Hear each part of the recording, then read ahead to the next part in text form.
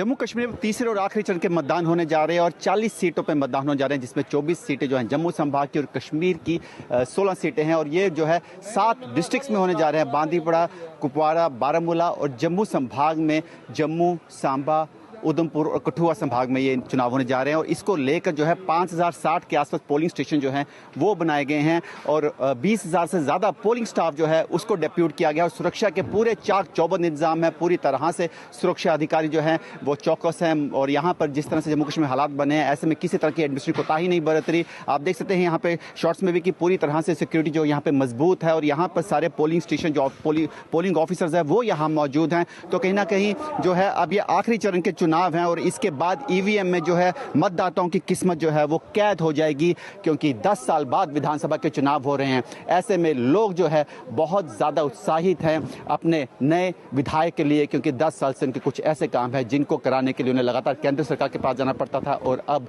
10 साल बाद जम्मू कश्मीर में एक बार फिर से सरकार बनेगी। विकास अब्रोल, भारत एक्सप्रेस के लिए जम्मू से।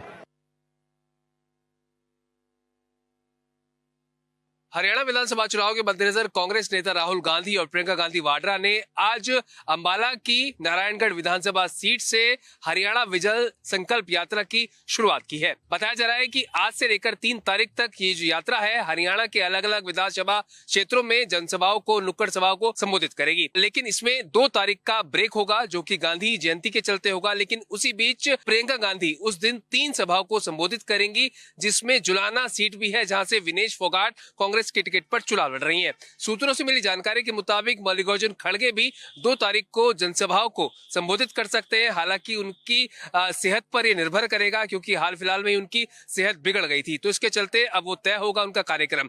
इसी बीच राहुल गांधी कल यानी कि 1 अक्टूबर को बहादुरगढ़, सोनीपत और जींद में जनसभा और साथ ही साथ रोड शो करेंगे और कांग्रेस के पक्ष में वोट मांगेंगे। आज नारायणगढ़ विधानसभा सीट पर जब सभी लोग मंच पर पहुंचे तो एक अच्छी तस्वीर साथ देखने को मिली, जिसमें से एक एकजुटता का मैसेज जो है कांग्रेस पार्टी के द्वारा दिया गया, जिसमें राहुल गांधी ने कुमारी शैलजा और भूपेंद्र हुड्डा का हाथ मिलवाकर विजयी एक संदेश देने की वहां से कोशिश की। अब देखना महत्वपूर्ण होगा कि एकजुटता का जो मैसेज यहाँ पर राहुल गांधी के द्वारा दिया गया है वो हरियाणा विधानसभा चुनाव के नतीजों में कितना कारगर और लाभदायक साबित होता है। कैमरा पर्सन आलोक सक्सेना के साथ प्रशांत त्यागी, भारत एक्सप्रेस, दिल्ली।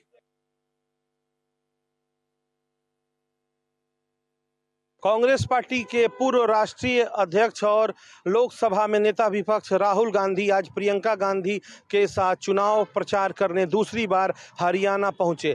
अंबाला के नारायणगढ़ से उन्होंने अपनी चुनावी प्रचार की शुरुआत की और थानेसर में एक जनसभा को संबोधित करते उन्होंने कहा कि गरीब लोगों के जेब में कितना पैसा जा रहा है और जेब में से कितना पैसा निकल रहा है, ये मेरा इक्वेशन है और इसको मैं छोड़ने वाला नहीं हूं। जहां भी मुझे मौका मिला, जो इस देश को चलाते हैं, किसान, मजदूर, गरीब लोग खून पसीना देकर चलाते हैं, जहां भी मुझे दिखाओ उनके बैंक अकाउंट में पैसा डालूंगा। किसानों को एमएसपी पर फसल खरीद के साथ साथ महिलाओं को प्रति माह 2,000 रुपये, बुजुर्गों की पेंशन 6,000 रुपये, 2 लाख युवाओं को नौकरी देने के साथ साथ हरियाणा से भ्रष्टाचार और अराजकता और महिलाओं के साथ हो रहे उत्पीड़न को खत्म करने का काम कांग्रेस पार्टी की सरकार करेगी। जिस तरह से राहुल गांधी आज थानेसर में नरेंद्र मोदी, बीजेपी और अमित शाह पर हमलावर रहे, इसको देखकर ऐसा लगता है और जिस तरह से उनकी जनसभाओं में जनता का उत्साह बढ़ रहा है, आने वाले वक्त में हरियाणा में कांग्रेस पार्टी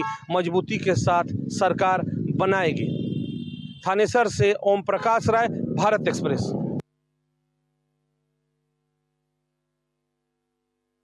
मध्य प्रदेश बैच के सबसे वरिष्ठ अधिकारी अनुराग जैन अब मध्य प्रदेश के नए मुख्य सचिव होंगे। बीरा राणा आज रिटायर्ड हो रही हैं और उनके बाद अब मुख्य सचिव अनुराग जैन होंगे, इसकी आज घोषणा हो चुकी है। 35वें मुख्य सचिव होंगे मध्य प्रदेश के। 89 बैच के अधिकारी हैं। मध्य प्रदेश में कई जिलों में कलेक्टर रह चुके हैं। मध्य प्रदेश के कई विभागों में प्रशासनिक अनुभव है उनको और इस समय वो केंद्रीय प्रतिनियुक्ति पर सड़क एवं परिवहन मंत्रालय में सेक्रेटरी के पद पर हैं। इसके अलावा मध्य प्रदेश की टीम का प्रतिनिधित्व भी किया है। कई पुरस्कार प्राप्त अनुराग जैन अगर देखा जाए तो मध्य प्रदेश के इस समय सबसे वरिष्ठ अधिकारी हैं। तमाम सारे कई IAS जो उनसे जूनियर थे वो इस रेस में दौड़ में थे, मुख्य सचिव बनने की दौड़ में थे, मगर अंततः अनुराग जैन को मध्य प्रदेश का मुख्य सचिव नियुक्त किया गया है। कैमरामैन मनीष के साथ भारत एक्सप्रेस के लिए भोपाल से अजय भटनागर। महाराष्ट्र सरकार ने देसी गायों को लेकर एक बड़ा निर्णय लिया है। आज राज्य कैबिनेट की बैठक में देसी गायों को राज्य माता का दर्जा देने का फैसला लिया गया है। इस बात को लेकर पहले प्रस्ताव बनाने के लिए कहा गया था और आज कैबिनेट में जैसे ही प्रस्ताव आया, सर्वसम्मति से उस प्रस्ताव को मंजूर कर लिया गया और आगे से महाराष्ट्र के भीतर देसी गायों के रखरखाव, उनके तमाम सारी सुविधाओं को लेकर गवर्नमेंट अनुदान देगी। अब एक नया फैसला लेते हुए देसी गायों को राज्य माता का दर्जा देने का फैसला लिया है। राज्य सरकार कोशिश कर रही है कि जिस तरीके से ये बताया जाए कि हिंदुत्ववादी सरकार चल रही है, उसको लेकर एक के बाद एक इस तरीके के फैसले लिए जा रहे हैं जिससे महाराष्ट्र के भीतर हिंदुओं को अपने पक्ष में लाया जा सके। वीडियो जर्नलिस्ट घनश्याम के साथ अभिषेक पांडे, भारत एक्सप्रेस, मुंबई। अयोध्या की बीकापुर कोतवाली के खजुराहट गांव में प्रार्थना सभा के माध्यम से धर्मांतरण का एक बड़ा खेल चल रहा था, जिसका पुलिस और हिंदूवादी संगठन ने भंडाफोड़ किया है।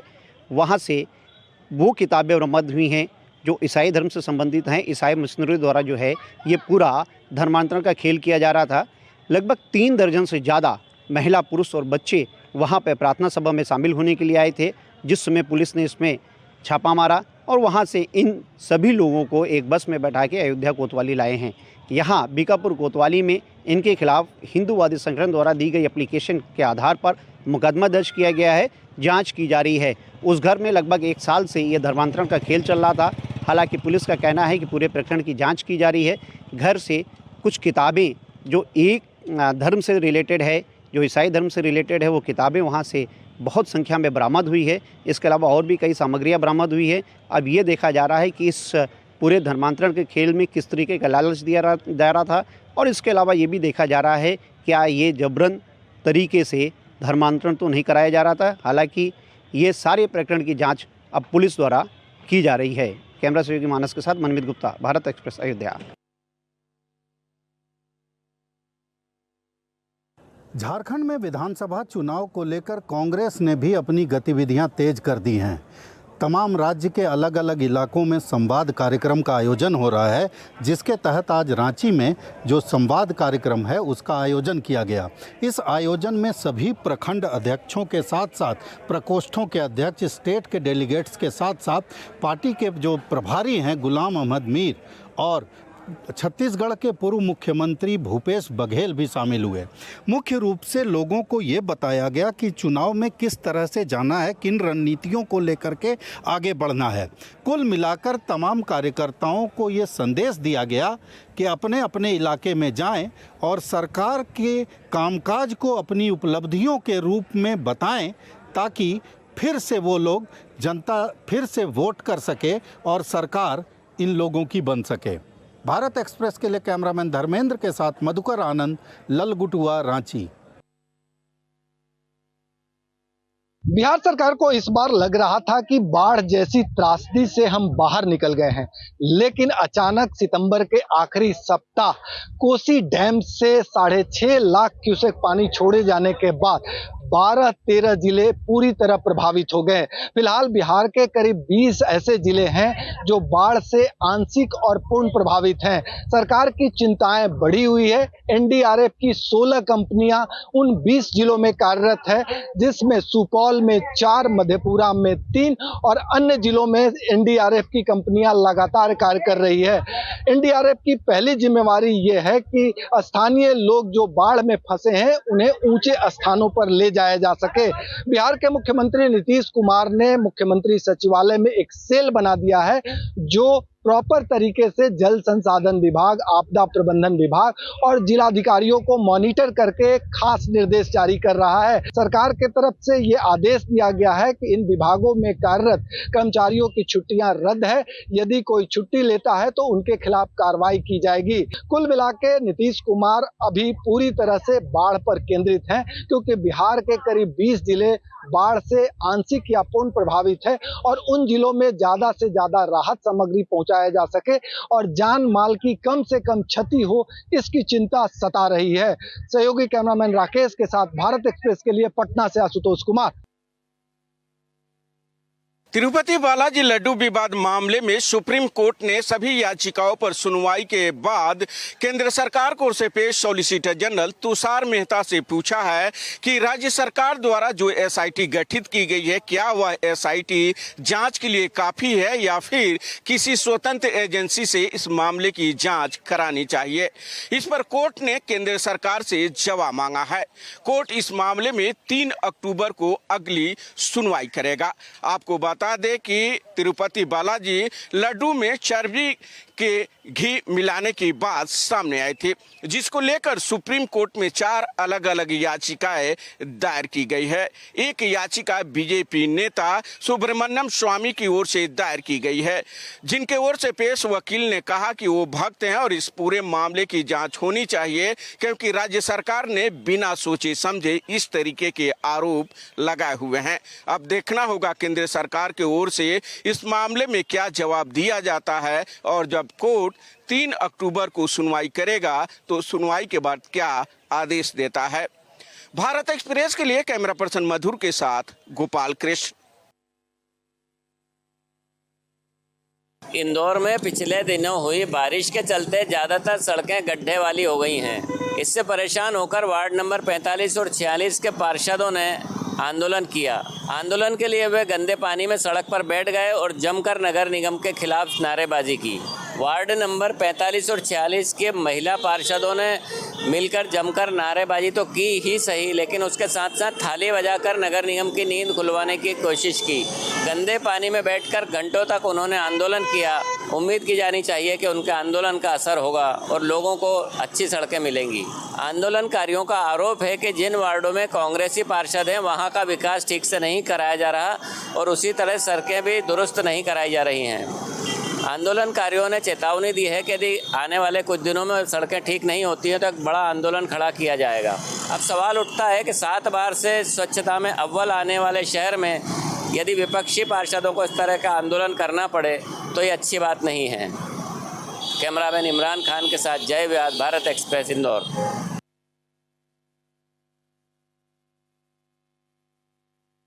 वाराणसी में छात्र संघ चुनाव का मामला गरमाता नजर आ रहा है। सोमवार को महात्मा गांधी काशी विद्यापीठ परिसर में संयुक्त छात्र मोर्चा के छात्रों ने धरना प्रदर्शन किया तथा कुलपति से छात्र संघ चुनाव जल्द से जल्द कराने की मांग किया। छात्रों का आरोप रहा है कि जब से चुनाव नहीं हो रहा तब से विश्वविद्यालय प्रशासन लगातार छात्रों के ऊपर अत्याचार करती चली आ रही है। ऐसे में जब अगर छात्र संघ चुनाव नहीं होता है तो यह छात्रों के संग अन्याय होगा। छात्रों का यह भी कहना था कि जब से छात्र संघ चुनाव बंद हुआ है तब से जिला प्रशासन की मनमाना रवैया के कारण परिसर के अंदर अराजकता का माहौल है। ऐसे में छात्र संघ चुनाव होना अति आवश्यक है। उनका यह भी कहना था कि जब छात्र संघ का चुनाव हुआ था, जब छात्र संघ अस्तित्व में था, ऐसे में छात्र अपनी समस्याओं को लेकर के छात्र संघ परिसर तक पहुंचते थे तथा अपनी समस्या के निवारण के लिए छात्र संघ के पदाधिकारियों से बात करते थे और उसके बाद पदाधिकारी कुलपति से या कुलसचिव से वार्ता कर छात्रों के समस्या का निवारण कराते थे। लेकिन छात्र संघ इस समय न होने के कारण पदाधिकारी अब अपने छात्रों के हित के लिए लड़ाई नहीं लड़ पा रहे हैं। ऐसे में उनका आरोप रहा है कि जल्द से जल्द जिला प्रशासन को इसमें हस्तक्षेप करना चाहिए तथा विश्वविद्यालय प्रशासन जल्द से जल्द छात्र संघ चुनाव कराए, जिससे छात्रों का हित हो सके। कैमरा पर्सन अभिनव वर्मा के संग विमलेंद्र राय, भारत एक्सप्रेस, वाराणसी।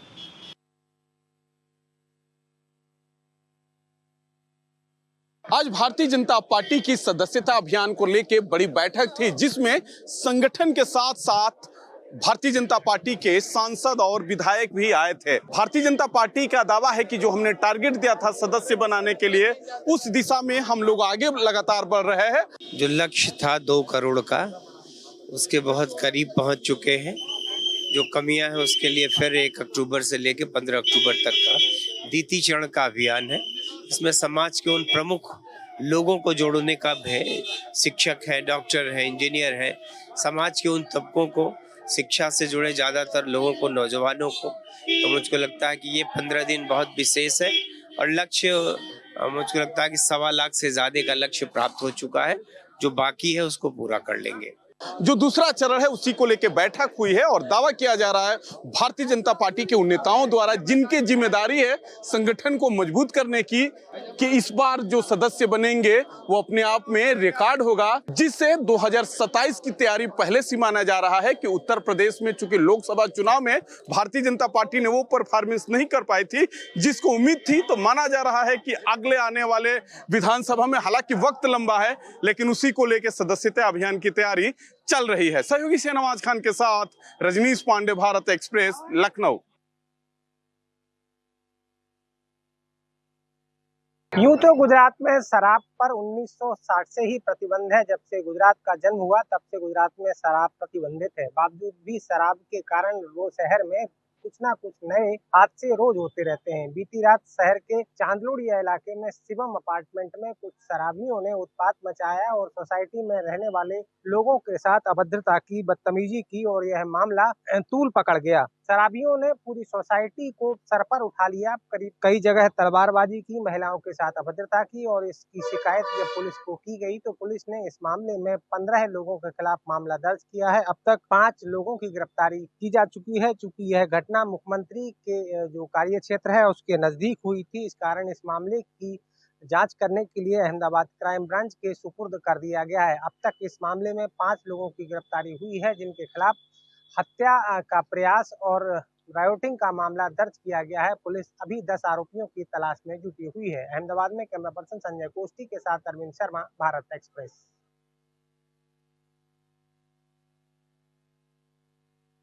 संगम नगरी प्रयागराज में 2025 में होने वाले महाकुंभ को लेकर जोरों शोरों से तैयारियां चल रही हैं। जी हाँ, मेला प्राधिकरण द्वारा पेंट माय सिटी के तहत शहर की मुख्य दीवारों को जो है सजाया जा रहा है। अलग अलग शहरों के चित्रकार आए हुए हैं जो मुख्य दीवारें हैं शहर की उनको सजा रहे हैं। यहाँ पे भी आप देख सकते हैं, हम इस वक्त प्रयागराज स्टेशन के पास मौजूद हैं और यहाँ पे बड़ी खूबसूरती से जो है पेंटर्स जो है अलग अलग हिस्से जो है दीवार के उसको पेंट कर रहे हैं और धार्मिक जो कलाकृतियां हैं वो दिखाई जा रही हैं। यहाँ पे आप भगवान श्री कृष्ण की अलग अलग लीलाएं जो हैं वो इस दीवार पे आप देख सकते हैं कि कितने खूबसूरती से दिखाया जा रहा है। साथ ही में हम कह सकते हैं कि बड़ा अलग तरह का जो है दृश्य देखने को मिलेगा। जो लोग आएंगे, जो श्रद्धालु आने वाले हैं, उनको एक अलग तरह का दृश्य यकीनन देखने को मिलने वाला है। और हम यकीनन ये कह सकते हैं कि जो पिछला महाकुंभ हुआ है उसके बनिस्बत इस बार का जो महाकुंभ है वो बहुत ही भव्य और दिव्य होने वाला है और देश के ही नहीं विदेश के भी श्रद्धालु आने वाले हैं और यकीनन इस बार संगम नगरी प्रयागराज एक अलग ही छाप जो है अपनी उनके ऊपर छोड़ेगा। वीडियो जर्नलिस्ट संजीव मिश्रा के साथ अनम फातिमा, भारत एक्सप्रेस, प्रयागराज।